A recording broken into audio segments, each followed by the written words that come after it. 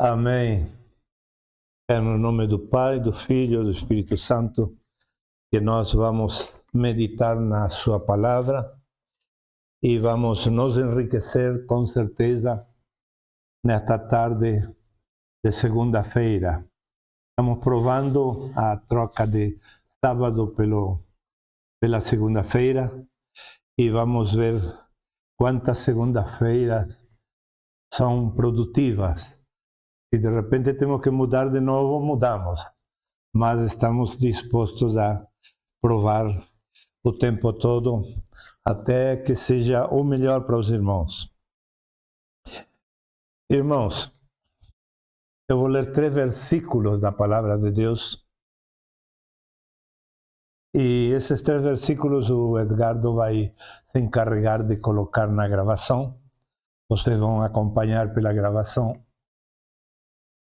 E dizem assim, num mesmo capítulo, e são palavras diretamente de Jesus. Todo aquele que o Pai me dá, virá a mim.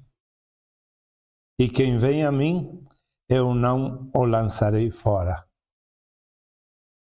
Ninguém pode vir a mim se o Pai que me enviou não o atrair.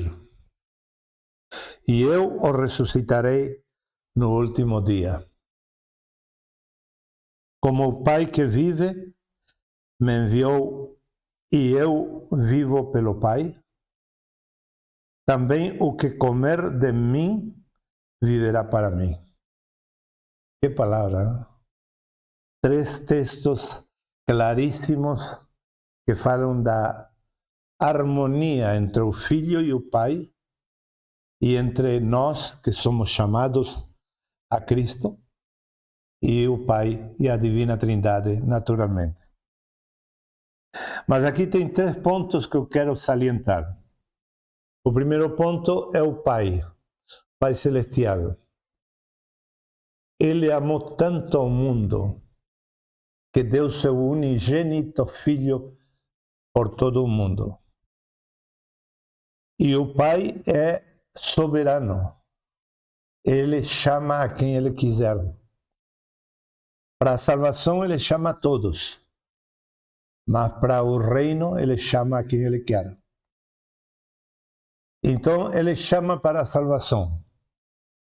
As pessoas ouvem a palavra de Deus e não podem resistir, porque é palavra de vida. E têm que atenderem a palavra de Deus e são salvos. Mas ser salvos é pouco ainda para a grandeza do Deus que nós temos.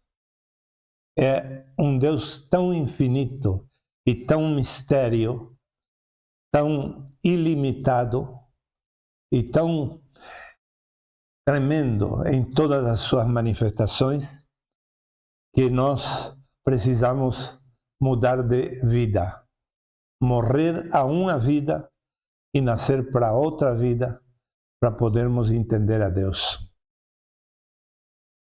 E essas pessoas que são chamadas pelo Pai, que a primeira figura nos textos é o Pai, essa pessoa tem que responder.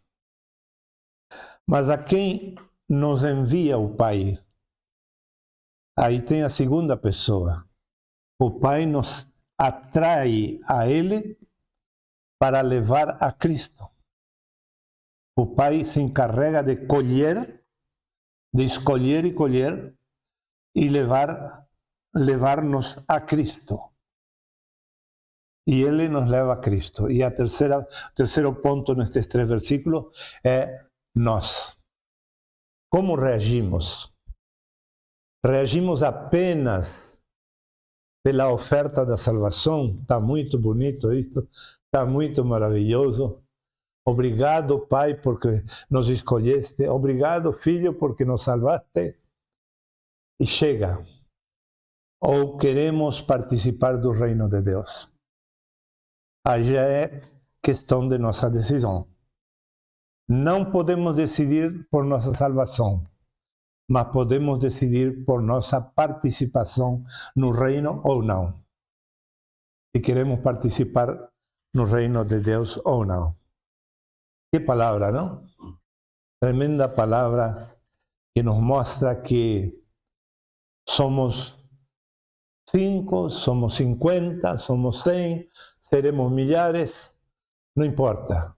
O número não diz nada. O que tudo diz é que o Pai sabe a quem trazer a Cristo. E Cristo, a quem vier a Ele, não rejeita. Cristo não rejeita a ninguém. As denominações podem rejeitar as pessoas. As religiões rejeitam. As religiões são acostumadas a rejeitar pessoas pela roupa, pela aparência, pelo dinheiro que tem ou não tem, e por outros fatores que eles têm muito em conta para receber, mantê-los ou rechaçá-los. Às vezes tem as pessoas por um tempo e depois rechaçam. Não estou dizendo todas as denominações, não estou dizendo todas as religiões, mas é típico delas. Agora, quando o Pai chama e envia a nós ao Filho, Ele não nos rejeita. E nós temos que estar atentos a esse chamado. Se o chamado que nos fizerem para um culto, para uma reunião, não é a Cristo, senão que é para o culto, é para a reunião, é para um estudo, é para ver um pregador importante, para conhecer um evangelista internacional, para vir para a nossa reunião, porque hoje temos visita internacional. Nada disso é o que marca a Bíblia. A Bíblia marca claramente que o Pai escolhe e traz a Cristo. Portanto, toda vez que vocês vão para uma reunião e estão chamando a Cristo, e estão fazendo tudo em torno a Cristo e para Cristo, então vocês podem ficar tranquilos que estão num ambiente adequado. Mas quando não é tudo para Cristo, um pouco é para o homem, um pouco para o artista, outro pouco é para o pregador, outro pouco é para a visita internacional. Quantos templos há por aí que a gente que é pastor chega e nos fazem sentar lá na plataforma de cima? Quando eu entendi estas coisas, eu não quero nem para mim a glória. Nem para mim eu quero essa glória. Eu não quero culto onde vão me glorificar, vão me engrandecer, onde vão me colocar por cima dos outros. Eu quero culto onde todos estejamos levando aos novos a Cristo. Amém? Amém. Temos uma meditação titulada para hoje Cristianismo Judaico. Cristianismo Judaico. É assim? Lembram? É. Eu não quis mandar para vocês o esboço, que é uma figura. É uma figura. Uma imagem curtinha. Mandei para a Doris. Mandei. Não lembro se botei no grupo, mas se não botei, é porque eu queria que vocês entendessem que hoje vai ser muito espontânea a coisa. Não temos um esboço comprido e também não quero que vocês se assustem. Não queria que vocês se assustem. Ou 2 folhas para estudar em 1h30 de novo. Não, é um esboço curtinho. Quem achou, diz amém. Muito bem. Então, vamos lá. Cristãos judaicos. Vocês nunca ouviram falar o que eu vou falar hoje. Nunca, tenho certeza. Porque eu pesquisei décadas E nunca ninguém explicou isso. O protestantismo viveu e sobreviveu jogando pedra aos católicos. Todo o tempo. Até agora. O protestantismo fala em católico, pensa que se trata do anticristo, do diabo, e jogam pedra. E há uma intolerância muito grande no âmbito protestante contra os católicos. Não podem entender que lá também pode haver salvos, como em qualquer outra denominação. Podem haver filhos de Deus. E quando a gente estuda profundamente a Bíblia, principalmente a igreja de Tiatira, que é o protótipo da igreja católica, e no capítulo 17 e 18, amplamente a Babilônia é protótipo da igreja católica. Quando estudamos isso, vemos que lá também tem salvos. Tem muitos salvos. Pode haver até papas salvos, padres e outros. Porque nós não somos donos da salvação. E não podemos, sequer pelas pistas que a Bíblia nos dá, saber se alguma pessoa vai ser salva ou não, ou já é salva ou não. Usemos para nós nos julgar a nós mesmos as pistas bíblicas, para ver se eu realmente sou salvo. Estudo a Bíblia, encontro algumas pistas, alguns requisitos, então eu vejo que me encaixo nisso, tenho paz e sinto Deus na minha vida, então eu posso me sentir e declarar salvo, ou declarar que um irmão é salvo porque ele está evidenciando essas características que eu descobri, que você descobriu, como obrigatórias para uma pessoa, para definir que uma pessoa é salva. Mas no demais não nos corresponde julgar e dizer, não, ele foi para o inferno, ela foi para o inferno. Ou do jeito que adorava tal ídolo ou outro, esse não tem salvação. Não, não existe na Bíblia suporte para esse tipo de crítica. Não existe. Totalmente. Me citarão alguns versículos. Pena que não tenho ninguém que me cite e me afronte neste momento. Mas me citarão versículos e eu demonstrarei que não corresponde a esse tipo de julgamento quanto à salvação, os versículos que eles usam para condenar um idólatra, por exemplo. E a igreja evangélica não está cheia de idólatras? Não tem imagens, muitas, mas tem muita idolatria. Muita idolatria. Tem templos onde tem uma galeria cheia de fotos dos pastores que se sucederam naquele grandioso templo, suntuoso templo, e a galeria é sagrada, e é só fotos enormes dos pastores distintos, com data de quando governou a grei deles, de um determinado ano até outro ano.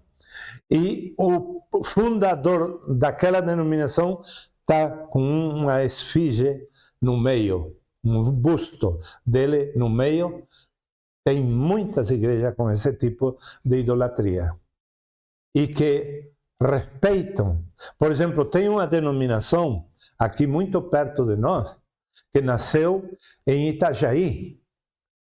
Foi um grupo de uns 14 alemães que se reuniram e estabeleceram um estatuto da igreja, estabeleceram, e no estatuto colocaram duas regras indispensáveis para os que forem membros dessa denominação. Que o milênio não é real, é tudo simbólico, e que tem que se deixar lavarem os pés. São as duas doutrinas que estão no estatuto dessa denominação.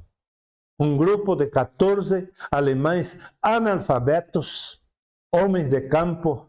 Eu não estou dizendo que valem menos, mas em comparação com a Bíblia e a Sagrada Bíblia e os apóstolos da Bíblia, é uma vergonha. criar igreja na base desse tipo de fundamento. Então, isto nunca disseram para você, porque sempre o ódio foi esse, contra os católicos. E depois, entre protestante e protestante, começou a surgir o ódio também, e houve muito ódio de uma denominação contra outra. Eu já contei para vocês que houve uma perseguição na história da igreja, uma perseguição dos católicos contra os protestantes. Quem eram os primeiros protestantes? Luteranos. Logo os luteranos perseguiram aos batistas. Logo os batistas perseguiram aos pentecostais, matando aos irmãos, incendiando suas casas. Isso é a história das denominações. E chegamos ao dia de hoje, é melhor? Não é melhor.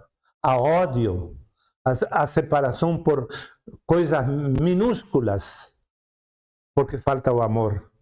E porque não percebem que eles não são ruins, os protestantes não são ruins por culpa da católica, senão que eles são a continuidade da ruindade da católica. E a católica foi a que se desviou da igreja. Foi a igreja católica que surgiu por um desvio da igreja. A igreja, no tempo do Novo Testamento, estava sendo assediada pelos judaizantes, principalmente pelos judaizantes. Vocês notaram isso? Na Bíblia, no Novo Testamento, a igreja primitiva era assediada pelos judaizantes, permanentemente. Eles queriam infiltrar o judaísmo dentro da igreja. E Paulo, principalmente o apóstolo Paulo, lutou muito contra isso. Ele lutou muito mesmo, enfrentou tudo isso. Apolo foi outro que enfrentou, ensinando a Bíblia, mostrando pela Bíblia que eles estavam errados. Assim, muitos apóstolos. Tem Estevão, que morreu apedrejado pelos judeus. Os judeus sempre mataram aos profetas. No Antigo Testamento e na época de Jesus. E depois de Jesus. Os judeus são um povo inimigo de Cristo. O Israel de hoje é um povo inimigo de Cristo. E sempre mataram os profetas de Deus. E o grande inimigo da igreja foi a judaização da igreja por meio dos que se infiltravam na igreja. Ou seja, nosso problema dos católicos, dos protestantes, dos luteranos, dos batistas, dos pentecostais, dos neopentecostais e da vida da igreja, nosso problema não é o catolicismo, é o judaísmo. O judaísmo chamado cristão. Com o tempo, passaram muitos séculos, eles inventaram esse judaísmo cristão. Porque havia tantos judaísmos por aí, todos divididos entre eles, que Jesus chegou a chamar de sinagoga de Satanás no seu tempo.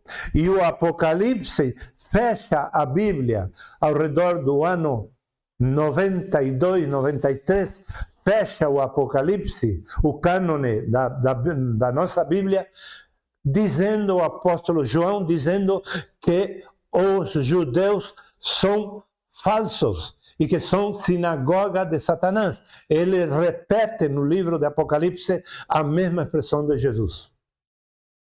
A Bíblia fecha nos declarando que os judeus são sinagoga de Satanás. Nos 400 anos que houve, desde Malaquias até Mateus, eles se dividiram em centenas e centenas de seitas. E essas seitas eram os judeus do tempo de Jesus.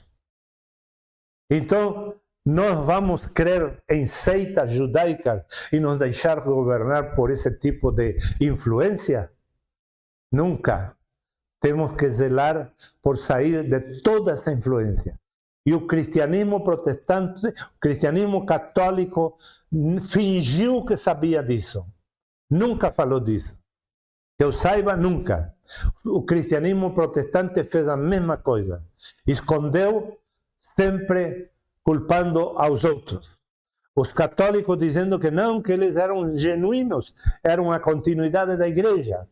E os protestantes dizendo, a culpa tem os católicos. E continuaram se culpando entre uns e outros. Até que fundaram o cristianismo judaico. E esse cristianismo, judaísmo cristão, se chama, na nomenclatura deles, dos judeus. Judaísmo cristão. Eu coloquei aqui o contrário, porque eu quero enfatizar nos cristãos, não nos judeus. Paro de falar dos judeus, não vou falar mais, vou falar agora dos cristãos que adotaram essa filosofia judaica e vivem essa filosofia. Como eu descubro? E como vocês descobrem? Vou ensinar. Por revelação de Deus, eu tenho certeza que é de Deus. Eles são nostálgicos. Os cristãos judaicos são nostálgicos. Vivem olhando para trás com saudade dos pais, dos avós, da igrejinha de madeira onde eles começaram, da igrejinha que eles ajudaram a fundar. Choram por tudo isso. São nostálgicos. O judaísmo é assim. Eles viveram essa nostalgia. Temos o Salmo 187, que é famoso pela música que criaram com ele, onde eles penduram a arca nas árvores e choravam. E diziam, como podemos, nos pedem que cante um cântico de Sião, como podemos cantar nós aqui na escravidão de Babilônia? E eles choravam. E todo o Salmo mostra que é um povo nostálgico. E durante toda a trajetória desse povo, a gente vê que eles são nostálgicos. Eles olham para trás. Eles não conseguem ver Cristo, porque eles estão olhando para trás. Eles olham os túmulos dos patriarcas. Eles olham as figuras dos patriarcas, as histórias do patriarca. Eles pensam em Moisés. Eles fazem histórias e criam histórias, anedotas, tudo isso com respeito aos patriarcas, aos pais do judaísmo. E lugares santos, eles visitam lá em Jerusalém um monte de lugares santos que não são cristãos, são lugares santos para os judeus. E eles fazem questão no mundo inteiro de que haja pessoa boba que aceitem ser representantes deles para conseguir levar muitos evangélicos em viagens especiais para conhecer Israel e recorrer aquele lugar. E temos que pagar caríssimo por essa viagem. Não é de graça, não. Não é nada barato. E tem um monte de brasileiros, argentinos e de outras nações que estão trabalhando nisso. E vão pelas igrejas ofertando. Tem uma viagem para Jerusalém. Quem vai para Jerusalém? Olha a terra de Jesus. Tudo enganação do capitalismo judaico. Tudo enganação deles, que querem nos levar para nós converter-nos em judaicos. Eles querem nos meter a filosofia judaica. Eles não querem nos pregar o evangelho. Sabe quanto de cristão evangélico tem o Israel de hoje? Que porção da população? Sabem? 2% da população. Creio que são 17, 18 milhões da população. 2% de evangélicos. E que estão fugindo de lá. Então não tem nada de evangélico isso. Não tem nada de cristão. Eles são nostálgicos. E os crentes que têm esse viés, essa inclinação a ser nostálgico pelos seus pais, pelos seus pastores, pela sua igrejinha, pelos seus cultos de domingo de manhã e tanta coisa, São crentes que herdaram do judaísmo esse mal, esse vício, essa enfermidade. Nós não temos que olhar para trás, não temos que ter saudade do passado. Eu vejo um monte de fotos, lugares da minha infância, da minha juventude. Eu me nego a querer voltar àqueles lugares. Por quê? Porque eu na frente tenho Cristo. Tenho o céu, tenho os irmãos na liberdade da graça. Outro tempo, outro lugar. Eles também, os cristãos judaicos, estou falando, baseado na experiência judaica. Estou falando, são vingativos. Os judeus são vingativos. Toda morte de um judeu vai ocasionar uma morte de pelo menos 7 pessoas inimigas. É o que eles dizem.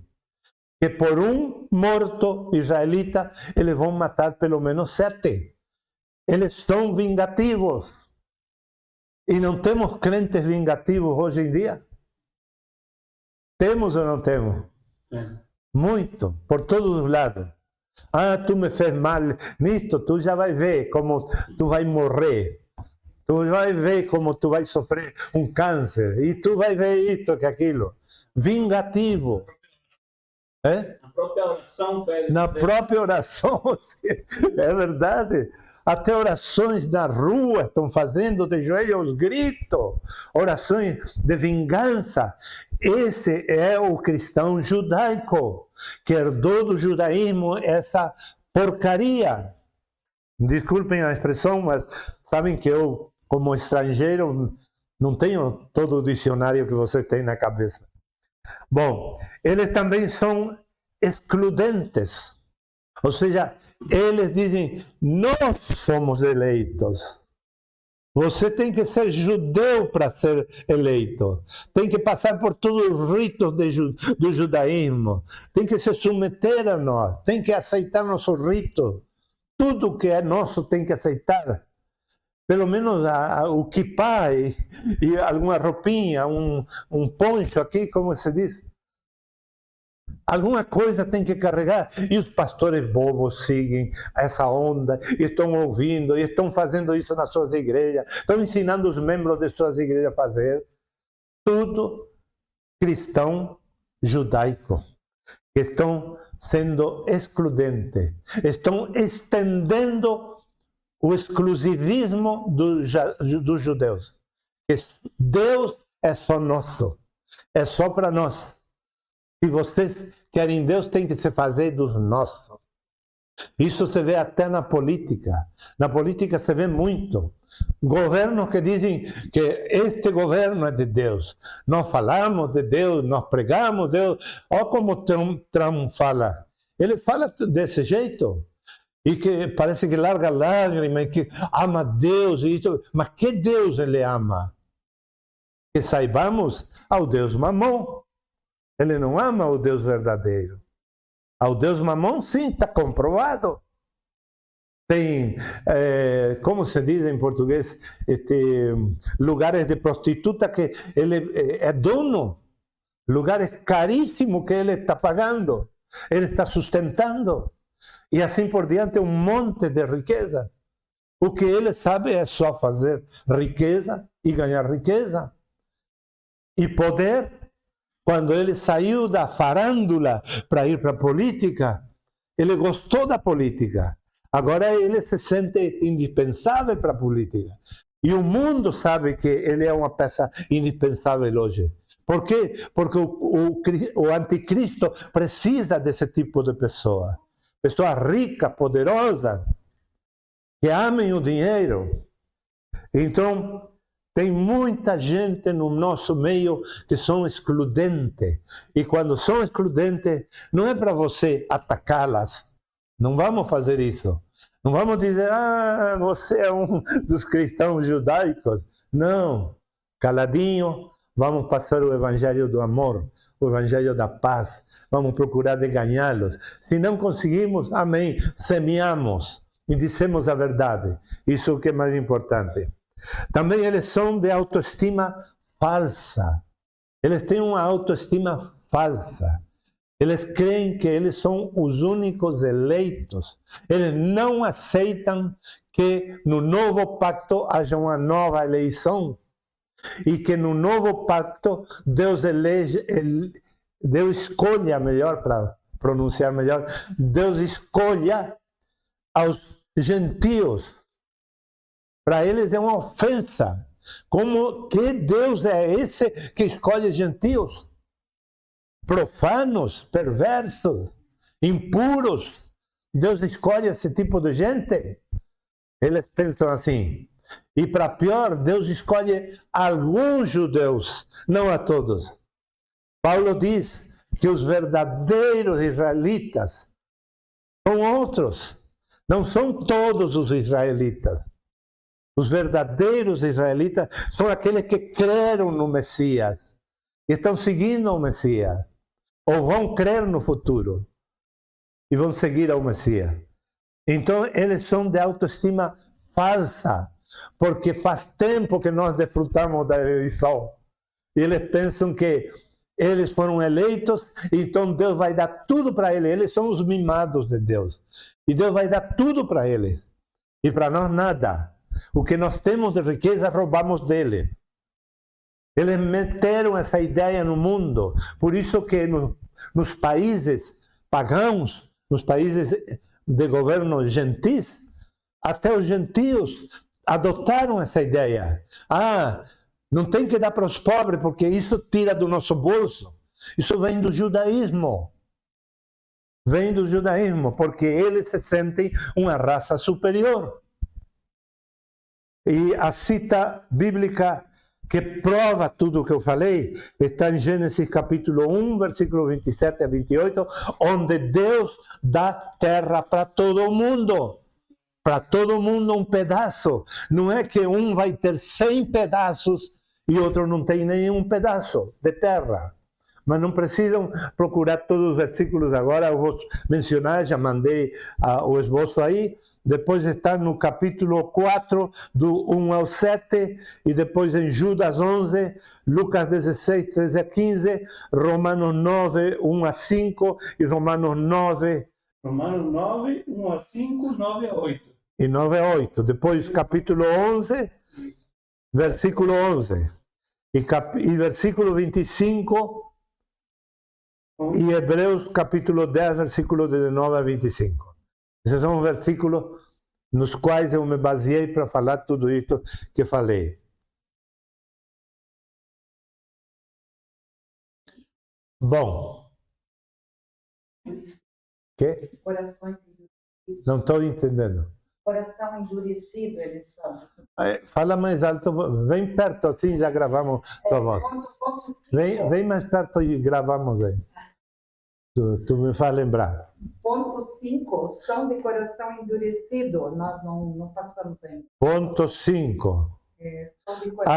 São de coração endurecido. Certo, me faltou esse ponto.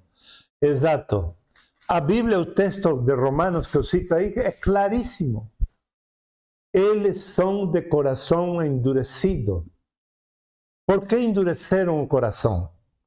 Eu vou mostrar para vocês em poucas palavras.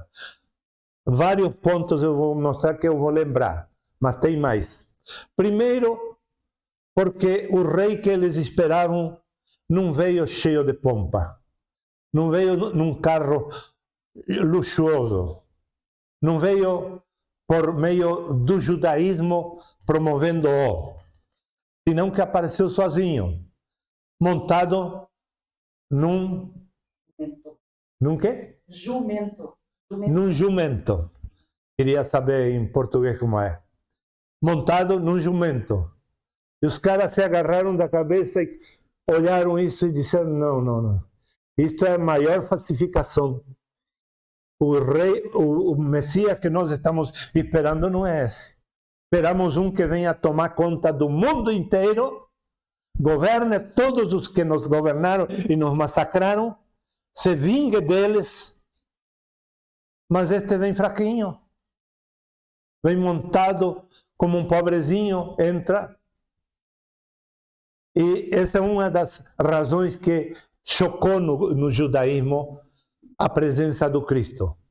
Outra, que ele começou seu ministério nas sinagogas, nas seitas de Jerusalém, que não havia um templo genuinamente judaico, todo era seita, inclusive no templo de Jerusalém estava deturpado o judaísmo, e Jesus vai visitando todas essas sinagogas e enfrenta a todos eles. Poxa, queremos um Salvador, um libertador, e este vem nos enfrentar a nós. É uma segunda razão que o judaísmo se opôs. Uma terceira, ele se apresenta como filho de Deus. Isso já foi a última gota de água no copo para os judeus. Este homem se apresenta como filho de Deus, mas sua mãe conhecemos, seus irmãos conhecemos. Não é ele acaso filho do carpinteiro José? Então não colava nada para eles. E eles iam endurecendo seu coração. Quarto, Jesus cura, salva, liberta, ajuda aos pobres. Isso enlouqueceu eles. Os pobres podiam estar somente no átrio externo de Jerusalém, do templo de Jerusalém. Não podiam passar ao lugar santo, muito menos ao lugar santo dos santos, porque eram pobres, porque eram sujos, porque vinham famintos. Eles tinham que ficar no átrio externo ou fora do templo, onde iam receber comida. Eram imundos, enfermos. As pessoas que eram enfermas era por causa do pecado. Tudo isso eles entendiam dessa maneira. E o cristianismo herdou tudo isso. E não percebeu. Eram várias as razões que levou aos judeus a endurecer o coração. Então, em João capítulo 1, do 11 ao 13, Jesus diz, a palavra diz que Jesus veio aos seus, em plural. E depois passa para o singular e diz, mas o que era seu, o seu, não o recebeu. Então, é clara a palavra que Jesus veio aos seus para ele ter o que era dele. E os judeus o negaram. O que Jesus queria? Somente o reconhecimento que ele veio do Pai. Ele vinha em obediência ao Pai. Não tinha nenhum defeito. Ele tinha tudo para demonstrar e demonstrou por 3 anos e meio. Mesmo assim, eles seguiram endurecendo o coração. Até o dia de hoje, eu tenho um amigo rabino judaico no México. Ele dialogou por anos e anos, dialogou comigo, éramos super amigos. Agora está meio apagada a nossa amizade, porque ele viu que eu não tiro o meu foco de Jesus. E ele voltou ao judaísmo depois de uma decepção que ele teve, voltou ao judaísmo. Então daí ele se apagou na amizade comigo. Mas eu fiz bastante por ele por anos. Médico, pediatra e de muita reputação na cidade de México. Ele está entre os meus amigos, tudo. Algum material eu mando, outros não. Mas até os dias de hoje nós vemos judaicos com o coração endurecido. E que diz Romanos? Que Deus permitiu que eles tivessem o coração endurecido até salvar o último pagão endurecido. Porque nós também somos de coração endurecido. Então Deus quer salvar até o último dos gentios. Quando Ele salve o último dos gentios, Ele vai dar oportunidade de volta para os judeus. E sabe o que vai acontecer? Vai haver milhões de judeus chorando, a palavra diz, que chorarão e se arrependerão e se postrarão diante desse Cristo que eles rechaçaram. Não eles propriamente, senão os seus antepassados rechaçaram. E eles vão aceitar a Cristo. Então, isso tem que se cumprir, o que está tudo na Bíblia. Então, fechando esta meditação, irmãos, irmãos, nós temos que saber que os católicos não são nossos inimigos. Protestantes não são nossos inimigos. Ninguém deles é nosso inimigo. O inimigo nosso que assedia nossa fé e nossa, com grande perigosidade de apostasia, é o judaísmo. E o judaísmo se infiltrou tanto na nossa fé que a maior parte da doutrina evangélica tem mistura de judaísmo. A maior parte do clero apostólico tem muito de judaísmo. A maioria das declarações de fé das denominações tem judaísmo. E as igrejas mais novas que não têm uma declaração de fé, mesmo assim, eles fazem questão de incorporar o judaísmo no culto deles e na vida deles. É uma praga demoníaca. Por quê? Porque rejeitou Cristo. Mas Cristo tolera. Assim que nós temos que tolerar. Não aceitar, mas tolerar. Quando vamos a um culto, um lugar, eu contava para a Doris, eu fui a um templo em Buenos Aires, foi extraordinário como Deus me fez sair na janela lá em Villa Madero, me fez sair na janela e disse, aponta para lá. Em oração o Senhor me falava, me ditava tudo o que eu tinha que fazer. Me disse, aponta para lá, ora por fulano de tal. Eu disse, meu Deus, vou orar por uma pessoa que eu não conheço? E daí eu pesquisei e descobri que ele era pastor de uma igreja nessa região e que era político. E eu não sabia. Então eu ligo para ele e digo para ele, pastor, o domingo estou indo a pregar na sua igreja porque eu tenho que entregar uma mensagem que Deus me deu para entregar para a sua igreja. Ele fez um silêncio sepulcral. E depois respirou fundo e disse, mas quem é você? E aí eu contei. Ele me ouviu e ele disse, então venha. No domingo eu fui, ele me ensinou como chegar, cheguei lá. Contei para Dori, vou terminar de contar, já que comecei.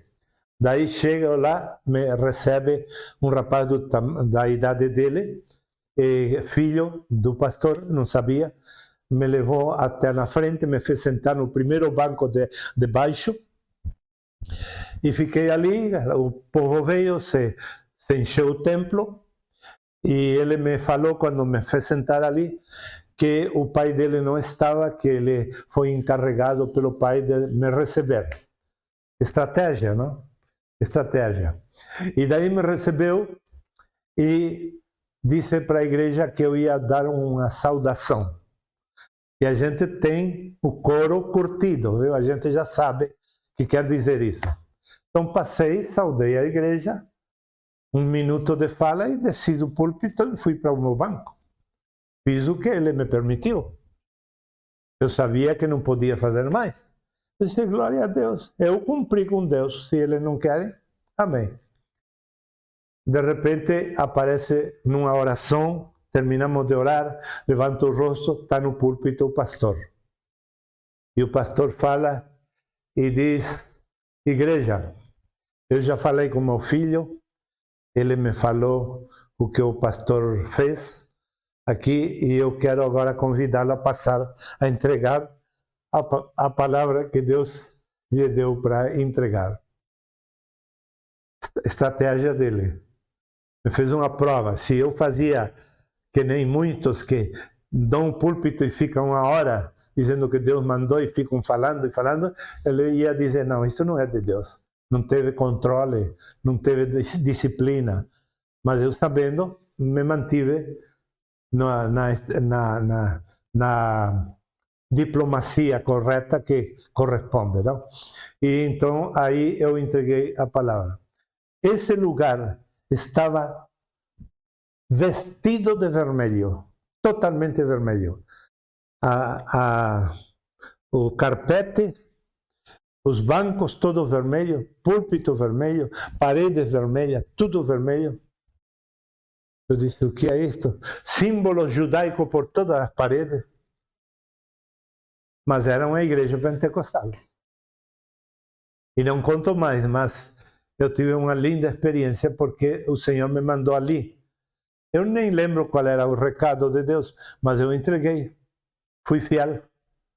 E Deus alguma coisa deve ter feito lá, depois de eu entregar essa palavra. Por isso, amadas e amados, tenhamos olfato espiritual. Onde o pregador leva você a Cristo, pode ficar até o fim, pelo menos ouvindo a pregação. Mas quando o pregador diz, olha para mim, como me disseram quando eu estudava jornalismo, me disse um professor, disse para todos nós, disse, nunca mostrem mais ao artista que a arte. Porque se o artista se exibe muito, o povo não lembra da arte, lembra do artista. Eu aprendi lá. E isso é uma grande realidade.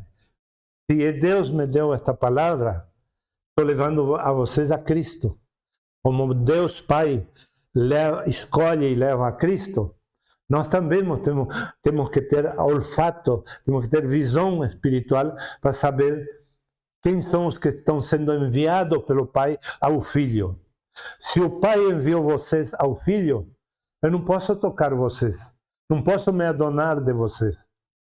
Por quê? Porque vocês estão na mão de Cristo. Aleluia. São dele. Eu só tenho que cuidar de vocês como pessoas que estão em Cristo. E sempre levar a mensagem para Cristo. Porque é ali que está o meu público. Entende? Enquanto que os outros estão olhando carnalmente e desejando esse público para eles. E o dinheiro que vai entrar hoje... Graças a Deus, sou liberto de tudo isso, pela graça.